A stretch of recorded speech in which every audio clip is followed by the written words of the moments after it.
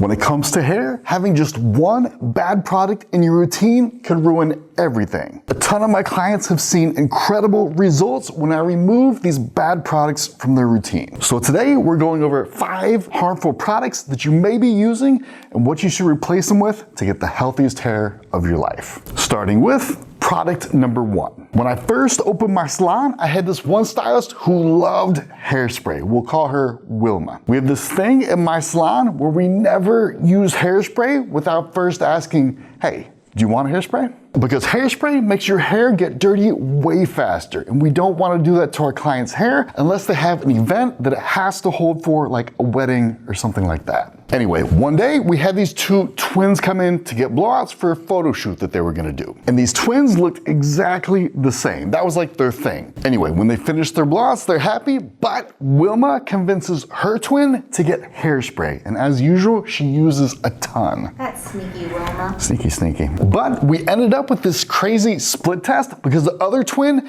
that had already finished never got hairspray. A few days later, Wilma and my other stylist get nosy and they start to look up the twins on Instagram to see how their hair looked at the photo shoot. And believe it or not, both of their hair looks great in the photo shoot. It's really cool on like this Palm Tree Boulevard in my hometown. But my stylists start looking at their stories and they notice that one of them still has her hair looking great from the photo shoot, even though it's 3 days later. But they also noticed that the other one didn't.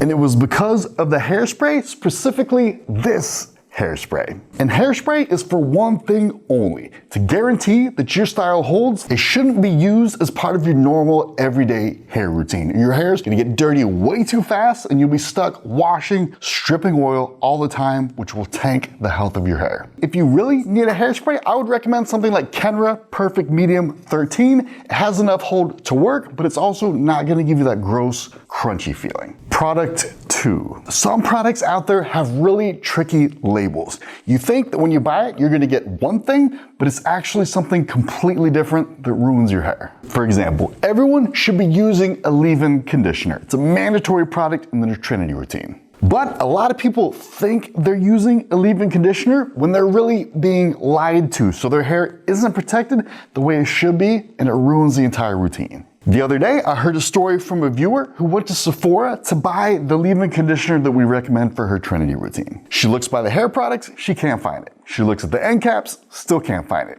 So she asks someone who works there, hey, do you have the Pureology Color Fanatic? I need it for my hair routine. The girl's like, oh no, we don't have that, but here, let me show you another product that does the exact same thing. Follow me. So she takes her over to the Olaplex section of the store, which is a big red flag because Olaplex doesn't even have a leave-in conditioner. The Sephora girl says, hey, try this, Olaplex 6. It does the exact same thing as the product that you came for. So she looks at the label, it says leave-in on it, and she's like, cool, got my leave-in, good to go. But this poor lady just totally stepped in it without realizing. The thing is, leave-in usually doesn't mean leave-in conditioner. There's actually all types of leave-ins. There's leave-in styling products, leave-in treatments.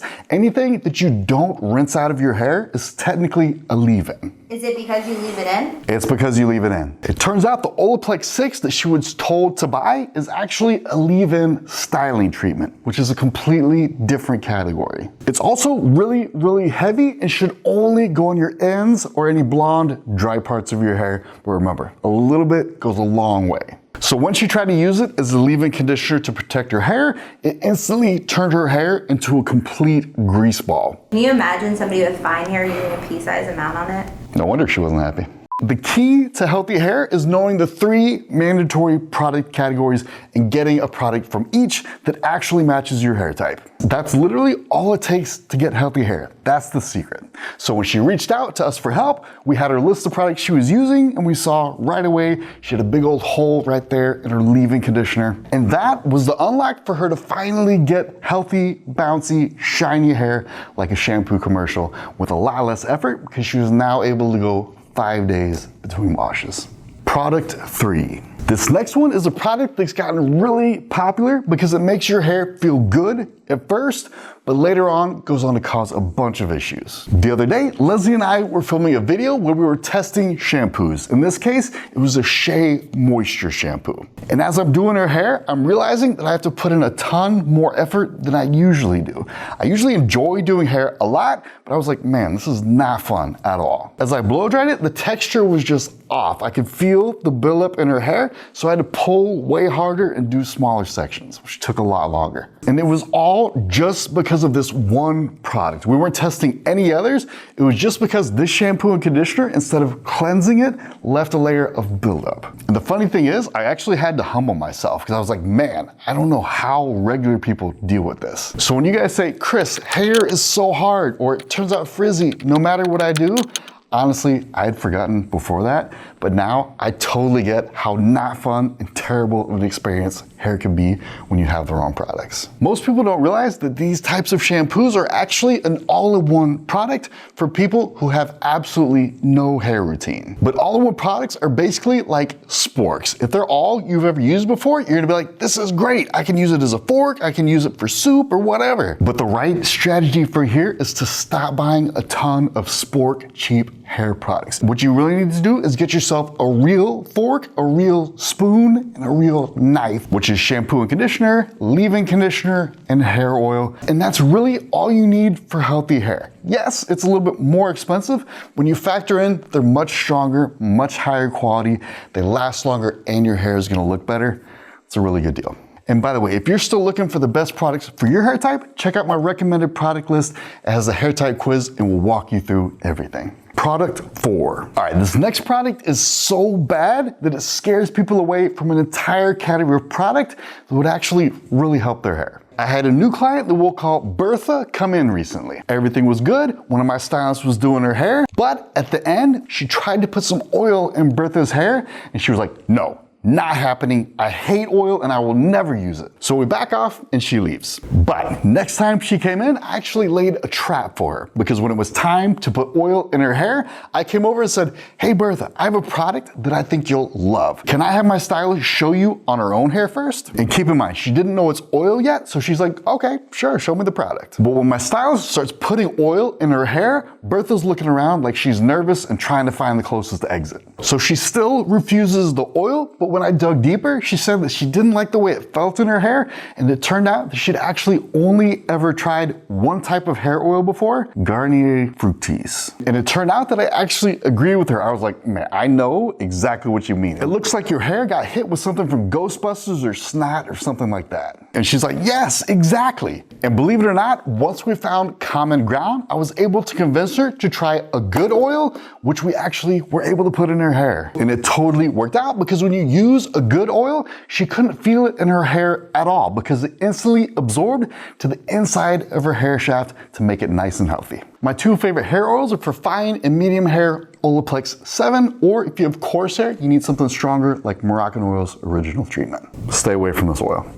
Product 5. Here's a product that you should absolutely never use until you fully understand it, and almost nobody does. I had a client come in that we'll call Stacy. She's like, I'm on vacation. Florida's amazing. Don't you guys love it here? We're like, not really, especially not in the summer. No, Stacy, we don't like Florida. So we're talking about halfway through the service, she asked me, Chris, how often should I be using my purple shampoo and conditioner? It makes my hair feel terrible. I go, that's really up to you and your stylist back home. I don't like to interfere in that type of stuff. She goes, okay, but at least can you tell me if it makes sense that the purple shampoo and conditioner she gave me made my hair feel like crap? And at this point, I can't hold back. I'm like, she gave you both purple shampoo and conditioner? She says, yeah, should I not be using both? I told her, there's no world where you need multiple purple products because all purple products serve exactly the same purpose. Purple shampoo is actually not shampoo. If you're using it to wash your hair thinking, oh, this is gonna get my hair clean, you are in for a rude awakening. And if you're using purple conditioner thinking, oh, this is gonna get my hair all nice and soft, it's not gonna work because it's not actually real conditioner. Purple products do one thing only. They deposit purple into your hair to offset any brassy orange-like tones. And when I told her all this, she's like, oh my gosh, no wonder my hair's been so oily. It's been super dry too. I said, yeah, purple shampoo is also extremely drying, so it's siphoning all the moisture out of your hair, and you had no conditioner to help restore it, which is really dangerous. She says, I can't believe my stylist didn't tell me all this. Stylists usually assume you know this because they do, but few people actually do.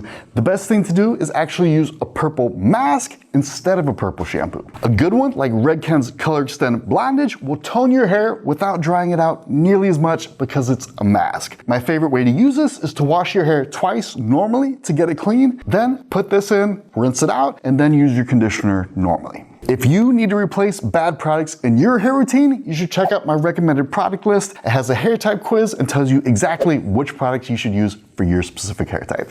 Have a good one, guys.